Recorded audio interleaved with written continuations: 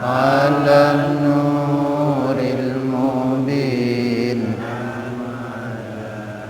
مصطفى سيد المرسلين وعلى آله وصحبه أجمعين وعلى آله وصحبه أجمعين. بسم الله الرحمن الرحيم. إلى حضرة النبي المصطفى رسول الله صلى الله عليه وسلم وعلى آله وأزواجه وذرية الصحابة وأتباعه إلى حضرة جميع إخواننا الأنبياء والمرسلين والشرع الصالحين أولياء المقربين علماء العاملين المسنفين وخصوصا المسلمين في هذا الكتاب الشأن لله لهم الفاتحة. بسم الله. الحمد لله رب العالمين إياك نعبد وإياك نستعين اهدنا الصراط المستقيم صراط الذين أنعمت عليهم. Kita lanjutkan mudzakarah kita, insyaallah malam ini kita masuk ke pembahasan baru tapi masih kaitan dengan salat, yaitu bahasan mengenai bilangan rakaat salat fardu. Mungkin di sini kita baca-baca saja, bukan lumayan panjang ini. Nanti selebihnya kita jelaskan apa yang bisa kita jelaskan insyaallah ya. Karena ini maklum, sudah banyak kita ketahui berapa bilangan rakaat dalam setiap sholat, kemudian berapa takbirnya, berapa rukuknya, berapa sujudnya, berapa rukunnya dalam semua sholat yang kita kerjakan. Baca Bismillahirrahmanirrahim. Faslun fi adadi rakaatis sholati. Fasal membahas bilangan rakaat sholat. Wa rakaatul faraidi ay fi kulli yawmin wa lailatin fi salatil hadari illa yaumal jum'ati 17 rakaatan. Wa rakaatul faraid, dan rakaatnya salat fardu, fi kulli yaumin wa lailatin, di setiap hari dan malam yang 24 jam, yang 5 waktu itu. Fi salatil hadari, di dalam setiap salat hadir. Hadir ini salat yang kita kerjakan di rumah, di mukim, enggak kita di safar. Illa yaumal jum'ati, kecuali hari Jumat, 17 rakaatan, ada 17 rakaat. Nah, berapa? 17 rakaat. Zuhur pira 4, asar 4, pira jadi nah balu, tambah maghrib 3, pira 11, tambah isya 4, pira 15, tambah subuh 2, 17. Jadi jumlah rakaat salat fardu sehari semalam di dalam salat hadir di tempat kita ini, bukan di safar, itu 17 rakaat jika tidak dimasukkan hari Jumatnya. Kalau tidak dimasukkan hari Jumatnya, yaitu zuhurnya seperti biasa 4 rakaat, maka jumlahnya 17 rakaat. Amma yaumul jum'ati fa'adad raka'atil faraidi fi yaumiha 15 rakaatan. Tetapi jika misalnya hari itu hari Jumat, dihitungnya Jumat, hari itu hari Jumat, dihitungnya Jumat, fa'adadu raka'atil faraidi fi yaumiha 15 rakaatan. Tapi kalau hari itu hari Jumat, maka jumlahnya 15, 15. Kenaan? Nah, karena Jumat no hitung 2, 15 kurang 2, 15. Paham ya? Jadi kalau hari Jumat, kalau itu hari Jumat, berarti jumlah rakaatnya berkurang 2, karena Jumatan itu 2 rakaat. Gimana hukum salat Jumat? Sunnah atau fardu? Fardu. Jadi lu salah niat, terkadang harus dengan niat Allahu Akbar, niat salat Jumat atau niat sunnah. Salah. Jumat no fardu, salatnya fardu. Terus yang 2 rakaat itu kemana larinya? kan waktu zuhur itu mestinya jadi 4. Nah 2 rakaat itu diganti dengan khutbah. 2 khutbah itu jadi 4. Jadi makanya kalau sholat Jumat kita kerjakan terus hendak kita hadir di Jumatnya, ya tidak dihitung Jumatan kita, paham ya? Kemudian wa amma adad rakaatis salatis safari, dan adapun bilangan rakaat salat yang ketika kita kerjakan kita ini musafir.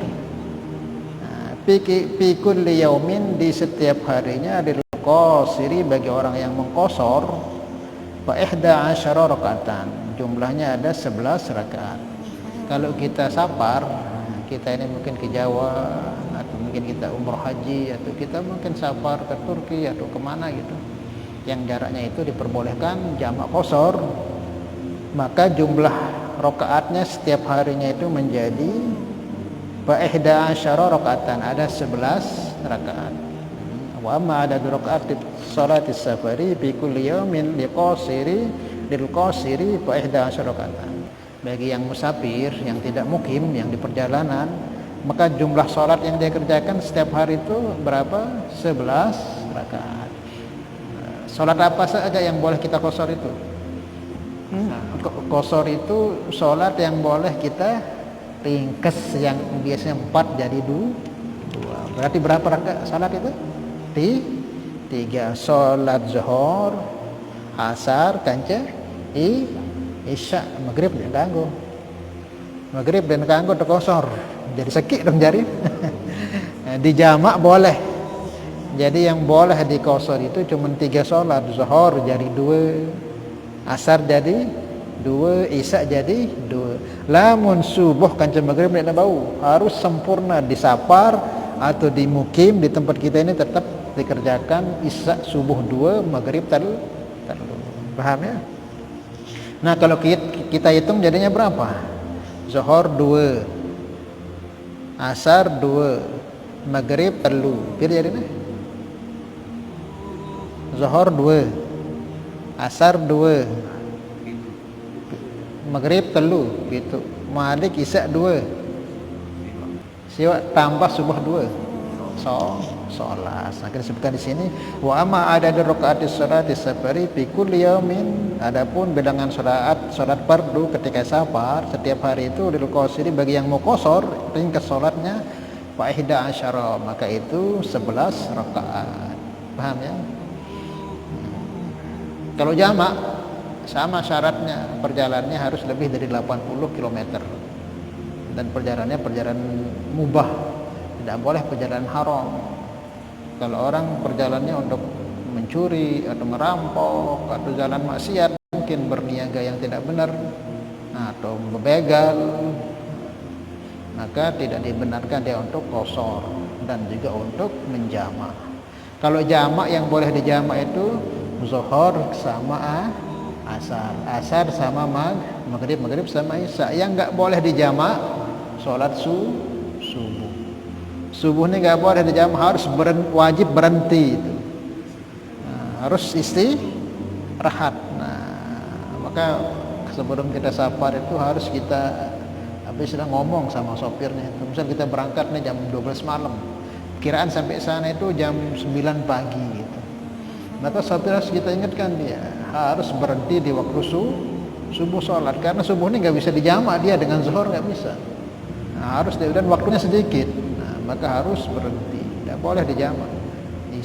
Isya sama maghrib boleh dijamak, mau takhir mau takdim bisa. Misal kita mau berangkat ke Surabaya, zuhur kita berangkat. Nah, jam 9 lah kita berangkat jam 9, ternyata masuk waktu zuhur. Zuhur pun ini kalau kita berhenti nanti telat, los sudah. Nah, nanti jamak takhir zuhur itu kerjakan di asar, atau bisa takdim. Kemungkinan ini di asar nanti nggak bisa kita berhenti, kita lolos saja, sudah asarnya tarik ke zuhur, namanya takdim. Kalau takhir itu zuhurnya ditarik ke asar. Paham ya? Seperti itu.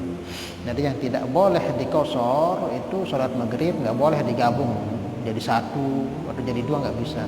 Maghrib sama subuh nggak bisa dikecilkan. Yang bisa dikecilkan yang bangsa rubaiyah, sholat yang 4 rakaat.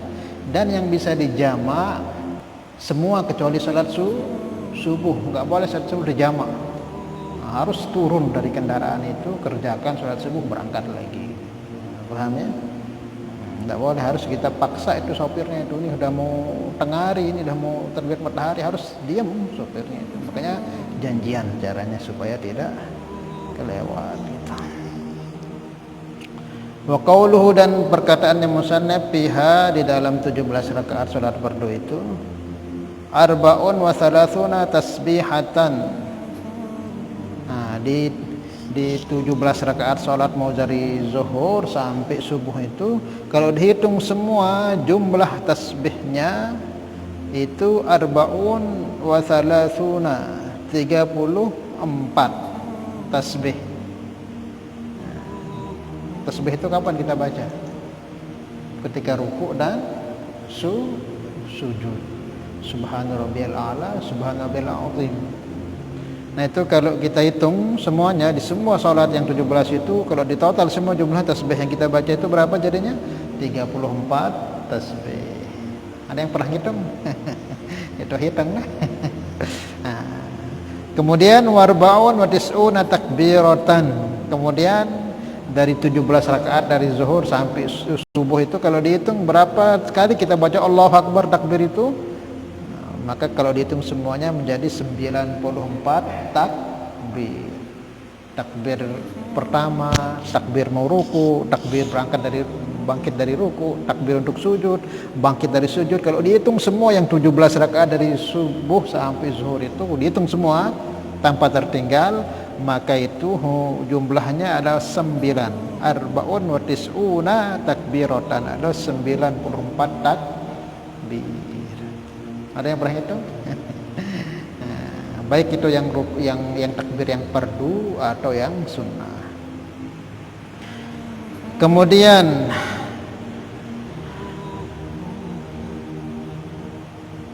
wa tis'u tasyahudatin, kemudian ada 9 tasyahud. Itu jumlah 9 tasyahud yang kita kerjakan. Kalau zuhur itu berapa tasyahud? Duha awal sama akhir. Yes. Intinya kalau digabung semua 9 jadinya. Hitung dah, coba kita hitung. Nih, kudung dia ini sedikit, sedikit.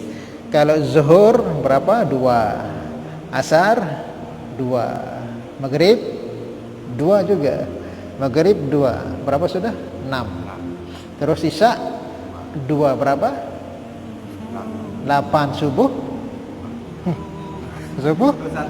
1. Cuma 2 rakaat kan subuh. Subuh berapa? 1. Jadi 9.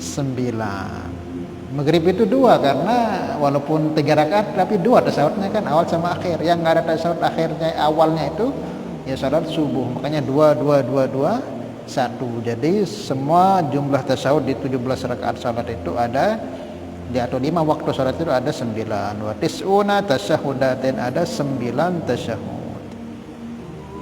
Kemudian wa isruna taslimatin, dan ada 10 salam. Ada 10 salam. Satu kali salat itu berapa salam? Assalamualaikum warahmatullahi, assalamualaikum warahmatullahi. Berapa? 2. Kalau 5 rakaat 5 kali salat 10. Kelamannya. Kan setiap sholat itu mau yang 4 rakaat, mau yang 3 rakaat, mau yang 2 rakaat, tetap salamnya 2.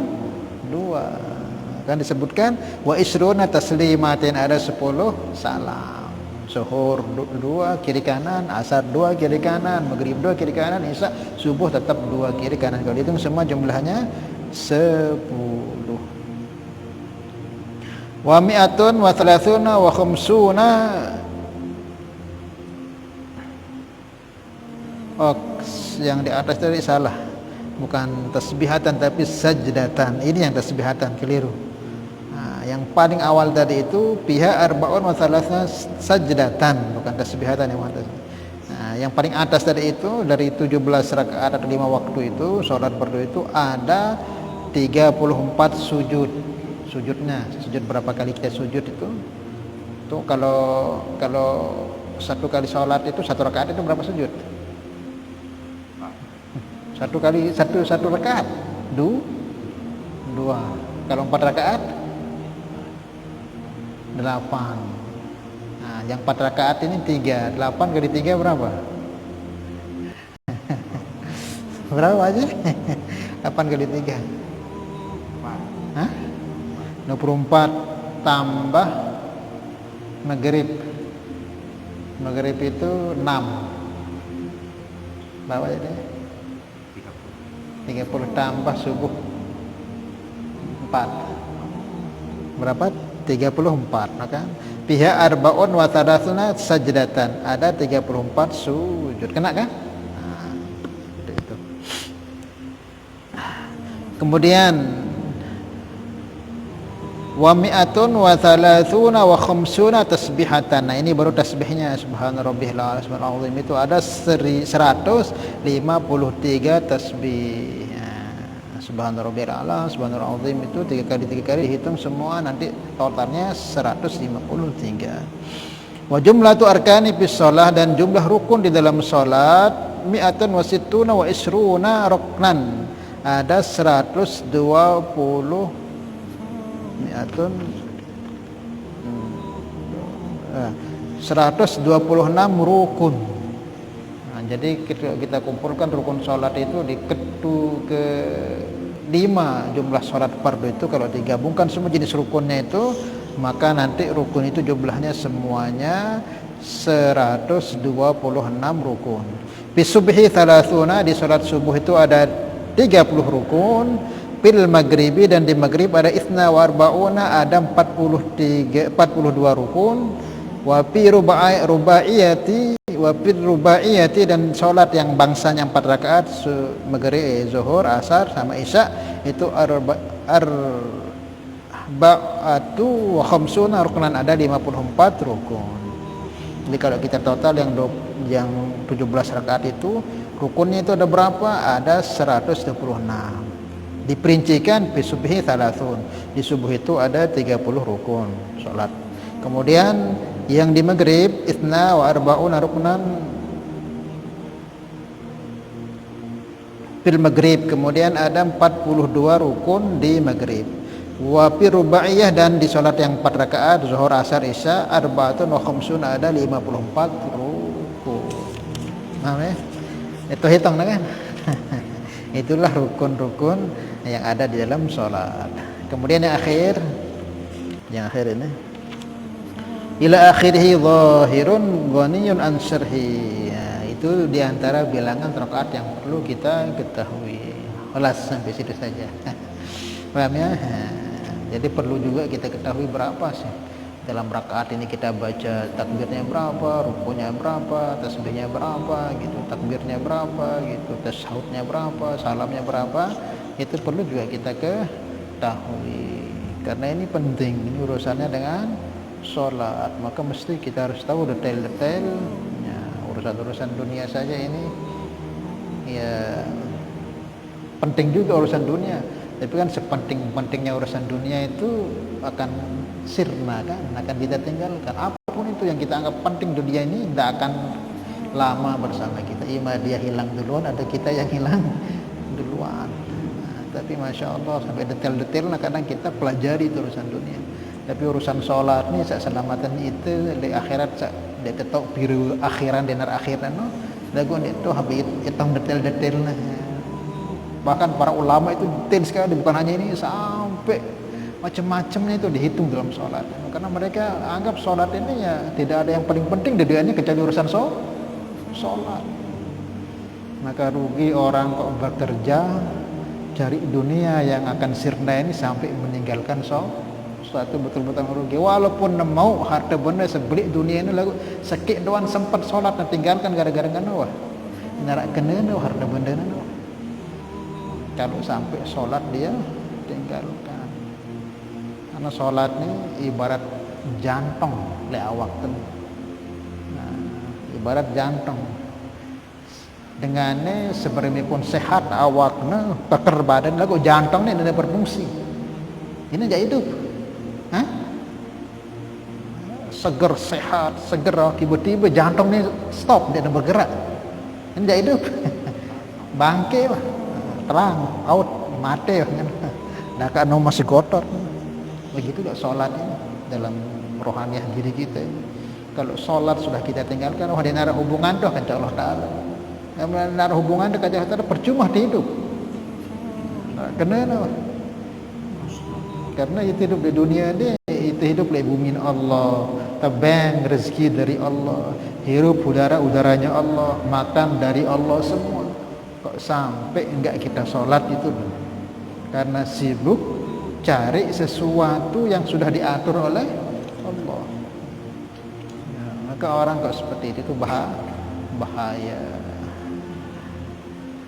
Tidak ada kenanya semua yang kita miliki itu kalau sampai sholat kita lalaikan dan apalagi sampai meninggalkan.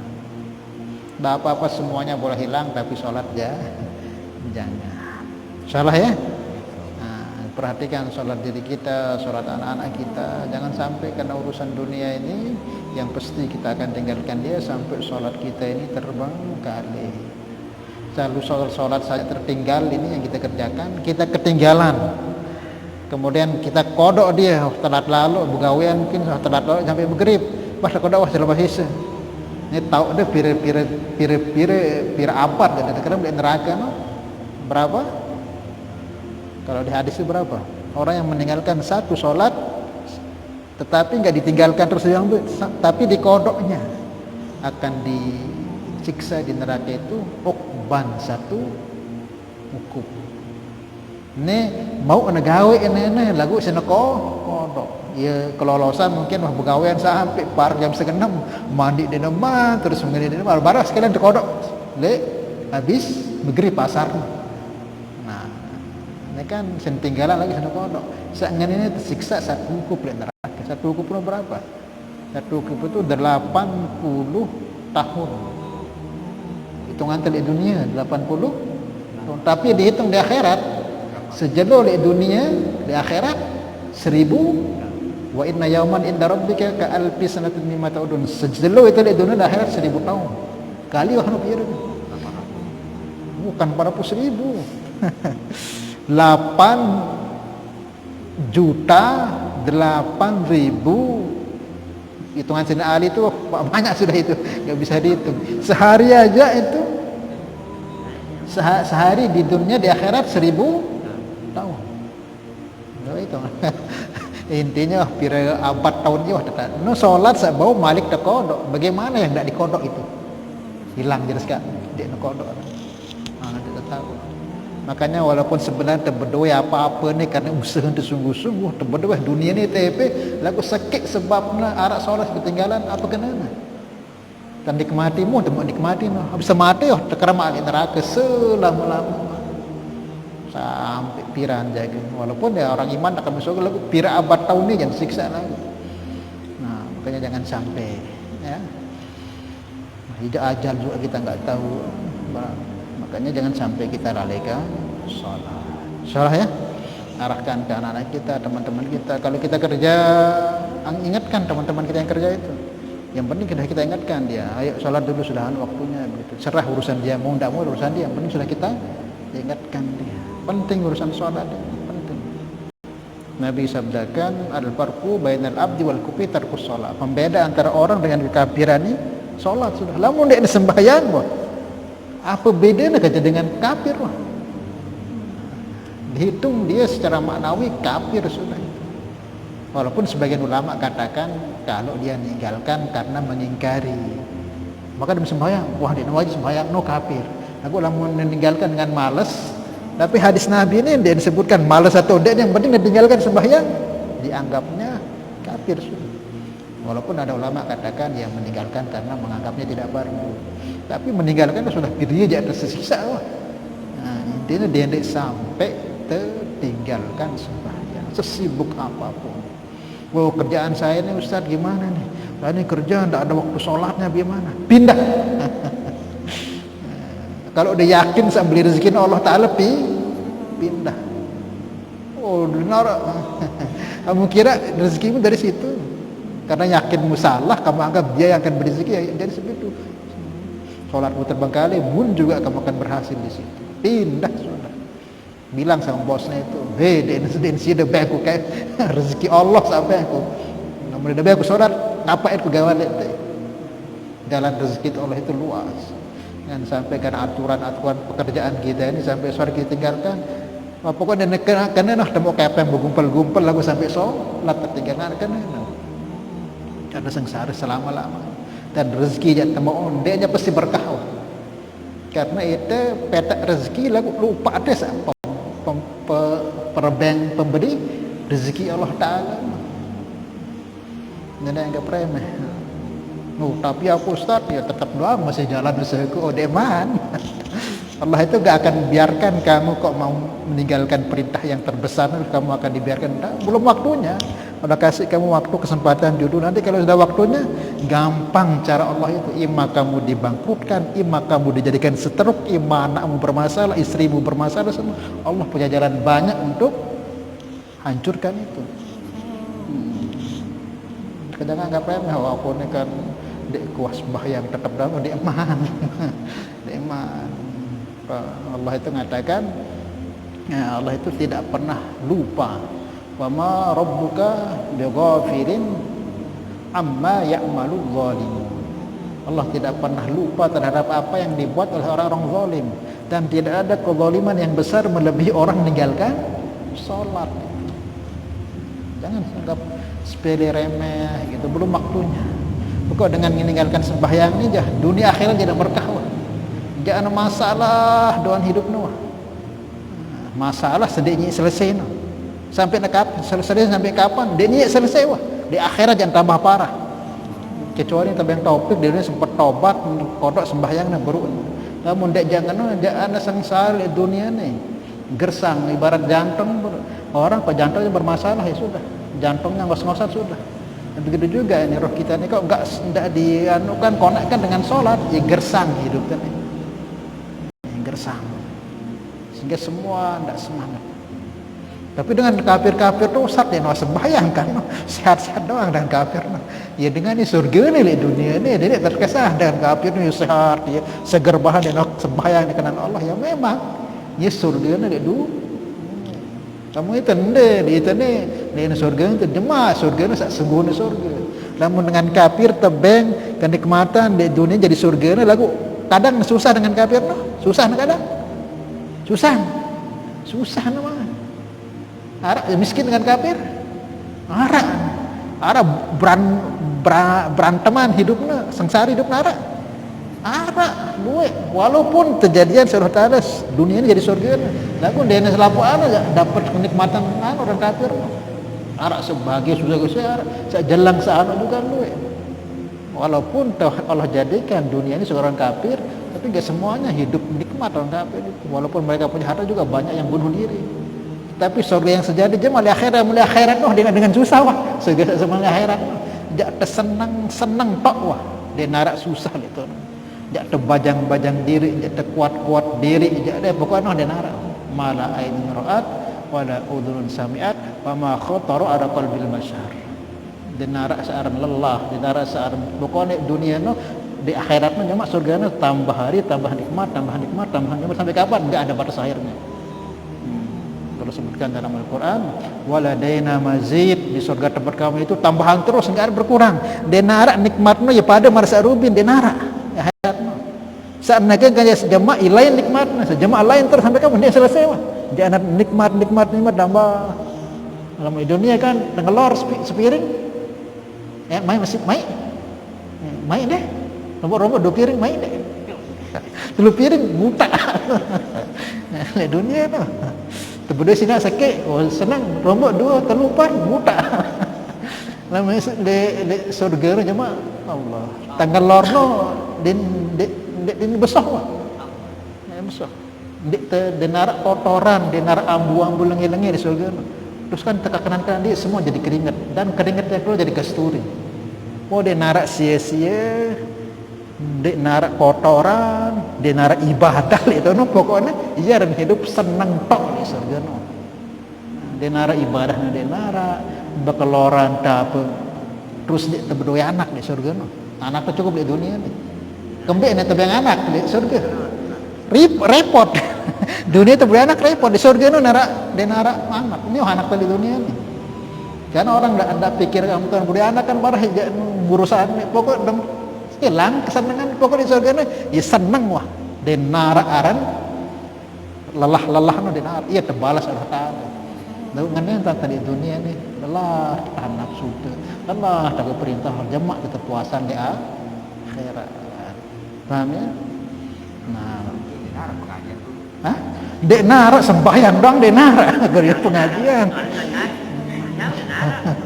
pokoknya surga ini wah tuh bebasan apa dia ada toko doang disuruh jadi senang sesekecet tebang nabi dari di surga nampir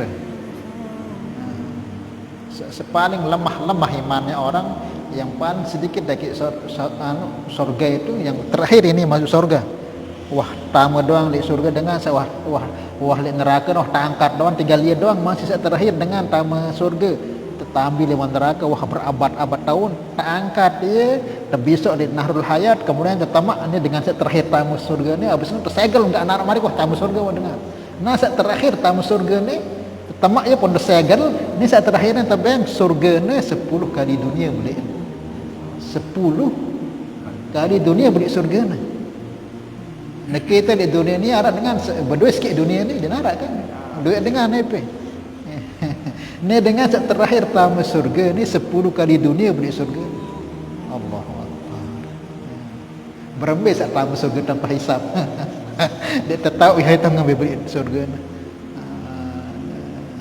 itulah kita nggak bisa bayangkan makanya nikmat di surga itu makanya jangan sampai kenikmatan yang begitu hebat di surga itu nah, kita korbankan dengan nikmat yang sekecil yang ada di dunia.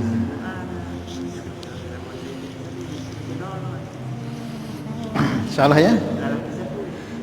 Iya ada yang menanyakan terus kita lanjutkan.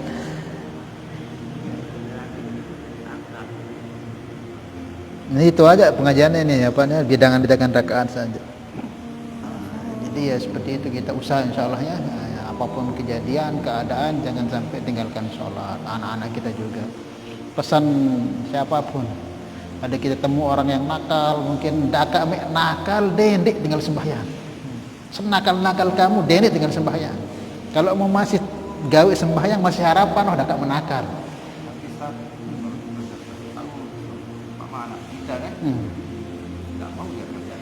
Ingetin terus. Ingetin sembahyang ingetin sampai mati ingetin. Dendik pas yang penting ingetin. Dendik sampai papel boleh dendik sampai empok belum melawan. Ingetin sembahyang dulu supaya ingetan. Udah kan ini tanggung jawabnya cuma tetap ingatkan dia sembahyang tetap tahu nanti pengingitan kita yang berapa puluh kali itu yang sampai ke hatinya kan biasa jadi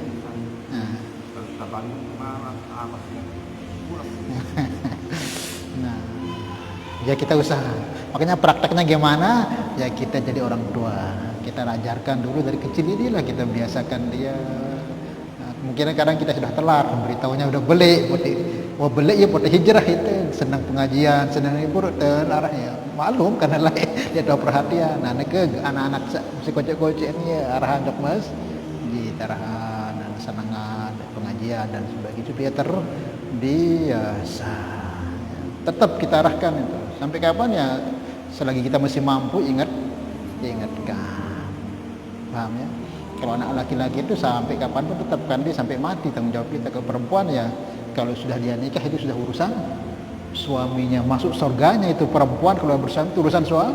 Tapi kalau anak laki-laki masih hidup masih dekat kancinya tetap ingat paham ya itu anak laki-laki. Salah ya? Paham Pak Haji? Boleh.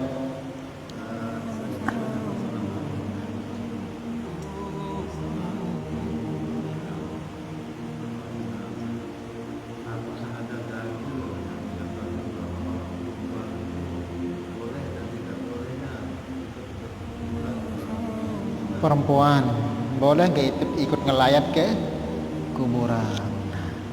Hukumnya gimana? Ya aturannya itu dalam hadis itu memang perempuan ini kurang ditekankan untuk hadir di pemakaman. Zaman Nabi itu sebagian dilarang. Karena apa? Ya perempuan itu kan orangnya lemah. Jadi dia lihat suaminya dikubur teriak-teriak gitu seperti itu. Maka itu dilarang. Tapi prakteknya sekarang kita kan kadang sampai hampir dekat kuburan itu dia berdiri perempuan gimana. Nah makanya kita agak longgar gitu, boleh saja hadir tapi jangan sampai ya jadi fitnah gitu. Maksudnya jadi fitnah sampai ke kuburan itu pakai baju yang seksi atau apa yang harusnya orang ambil itu dari kematian malah lain fokusnya orang jadinya. Dan juga jangan sampai hadirnya itu nanti ribut di sana karena teriak nangis, nggak boleh. Tapi selagi dia ini tempatnya juga nggak kumpul, dia perempuan khusus ya nggak apa-apa. Tapi kan ini nggak ada, gabung aja di satu. Memang di hadis itu ya perempuan itu tidak ditekankan datang ke kuburan untuk hadir. Tapi kalau tetap menghadir ya itu jangan sampai nangis-nangis nanti dikubur dan jangan menimbulkan fitnah juga di sana. Pakaian ya ke kuburan zaman sekarang ini kan ya, meranjak mal, seni rias diri ini. Kadang itu jari-jari anak kadang penceramah itu apalagi kita talkin kan iya dekat sambil dia terfokus deh. Marah jak mal kan ingat. Bro sejelum ada semama lah bagusin kami ini. Nggak boleh perempuan itu iya kayak gitu. Aturannya ya nggak boleh, sudah cukup sampai rumahnya saja, biar laki-laki aja yang ngurus. Tersiksa nanti juga orang yang ditinggalkan itu kalau ada perempuan hadir, apalagi sampai maksiat di sana pakai baju-baju ini, pakai wangian-wangian juga, sehingga perempuan yang keluar wangian pakai rumahnya tidak boleh hukumnya. Paham ya? Hukumnya ya lebih baik nggak sampai haram. Kalau sampai haram ya berdosa doang di kuburan. Nggak sampai haram, cuman tidak ditekan. Kan seumpama pergi juga ya sudah, ya atur jaraknya, jangan kumpul sampai sama laki-laki, ya perempuan dan juga jangan pakai perhiasan, pakai wangi-wangian apa segala. Dan jangan sampai teriak-teriak di kuburan. Kalau nggak bisa jaga itu, yang penting nggak usah. Ketimbang nanti jadi fitnah tambah tersiksa jari ini dengan sedih kuburnya gara-gara perempuan yang seperti itu hadir ke kuburan. Biasa kan ada perempuan datang ke sana bagi buruk-buruk beliin macam-macam tenan. Wallahu a'lam bishawab. Salah ya? Nah, lagi 2 menit. Ya kita usaha juga ya gimana tambah hari ini walaupun ya kita tetap sholat, tetapi kita usahakan sholat kita ini bisa meningkat. Karena sholat yang akan bisa merubah diri kita ini jadi lebih baik itu bukan sholat sekedar kita kerjakan saja. Kalau mbah sekarang kerjakan sholatnya karena apa? Kembali ada sembahyang 5 waktu nih, kembali ada kerjaan. Hah? Takut tidak? Kembali ada kerjaan sholat 5 waktu nih karena cinta semua tidak? Kembali ada sembahyang 5 waktu, maka ada sembahyang 5 waktu. Kenapa sudah sembahyang 5 waktu ini? Kenapa? Nah, fardu nih kembali. Kanda kerana tidak? Tidak? Tidak. Karena? Kenapa sudah sembahyang 5 waktu ini? Yang 5 waktu apa sudah kerjakan dia? Kenapa sudah kerjakan sholat 5 waktu ini? Karena perintah Allah ya, karena kewajiban. Nah kita kerjakan sholat ini yang masih karena takut, karena kewajiban. Nah ini susah dia mengubah keadaan kita ini, susah. Karena masih karena takut, karena kewajiban. Karena orang kewajibannya terpaksa kan, lambi tegawe cancem. Jadi terpaksa tegawe. Nah sesuatu yang dikerjakan dengan terpaksaan susah berubah. Ya mungkin kewajiban gugur pahala mau lagi berubahnya diri itu menjadi lebih bagus, akhlaknya, perkataannya tidak bisa.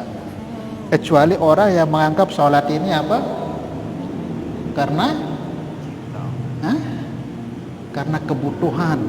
Dia katakan aku tidak bisa hidup tanpa sholat. Lebih butuh sholatnya ketimbang butuhnya makan makanan. Lebihnya butuhnya le solatnya ketimbang butuhnya le udara. Pokoknya dia naras akalahan butuhnya le solatnya apapun. Nah baru ini yang akan bisa berubah. Kamu masih karena kewajiban, berarti selesai kewajibannya sudah. Tapi kalau sholatnya dari kesadaran kita ini hamba, tidak punya keberan kecuali hanya mentaati Allah, maka nanti sholat yang seperti ini berubah. Habis sholat itu dia tidak akan bergibah lagi, tidak akan tipu-tipu lagi, tidak akan suuzon lagi. Aku lah masih kewajiban, ya selesai kewajiban selesai. Maka usahakan salah ya kita sholat itu memang apa? Karena kita ini hamba. Kita ini hamba, nggak ada program kecuali mentaati Allah dari hati kita kerja.